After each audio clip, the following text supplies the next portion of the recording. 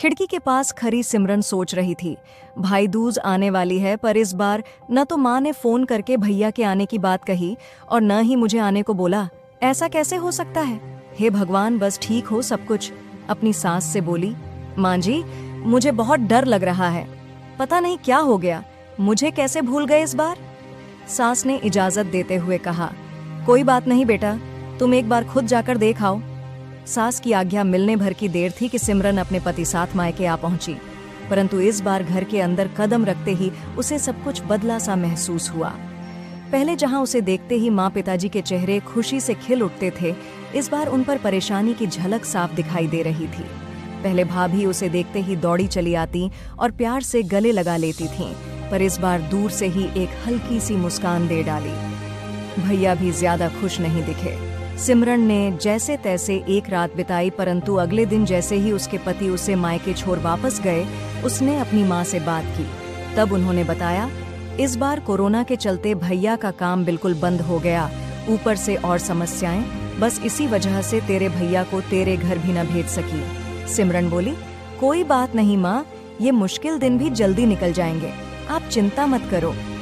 शाम को भैया भाभी आपस में बात कर रहे थे, जो सिमरन ने सुन ली। भैया बोल रहे थे, पहले ही घर चलाना इतना मुश्किल हो रहा था, ऊपर से बेटे की कॉलेज की फीस, परसों भाई दूज है, सिमरन को भी कुछ देना पड़ेगा। भाभी बोली, कोई बात नहीं, आप चिंता न करें, ये मेरी चूड़ियां बहुत पुरानी हो गई हैं, इन्हें बेचकर जो पैसे आएंगे उससे सिमरन दीदी को त्योहार भी दे देंगे और कॉलेज की फीस भी भर देंगे। सिमरन को यह सब सुनकर बहुत बुरा लगा। भैया भाभी ये क्या बातें कर रहे हैं? क्या मैं यहाँ उनको तंग करके कुछ लेने के लिए ही आती हूँ? वह अपने कमरे में आ गई। तभी उसे याद आया कि शादी से कुछ समय पहले जब वह नौकरी करती थी, तो उसने बड़े शौक से अपनी पहली तनख्वाह लाकर पापा को दी थी। तब पापा ने कहा था, ये पैसे अपने पास ही रख ले बेटा, मुश्किल वक्त में काम आएंगे। इसके बाद वह हर महीने अपनी सारी तनख्वाह बैंक में जमा करवाती रही।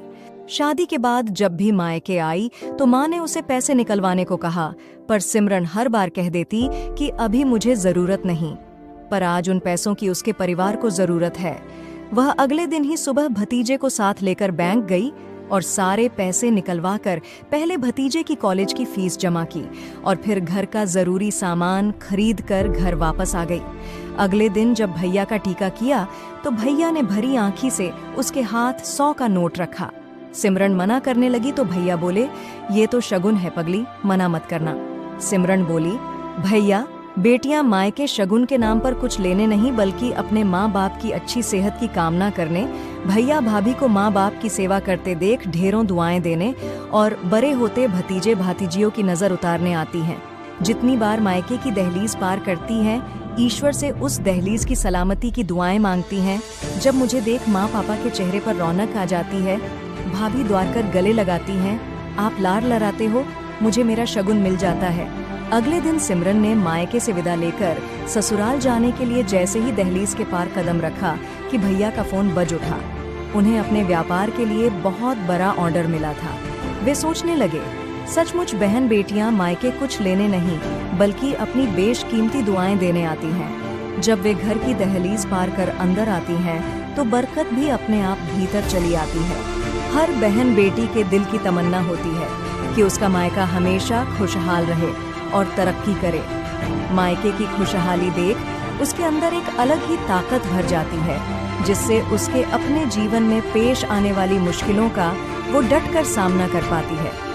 भैया की आंखों से खुशी के आंसू बहने लगे।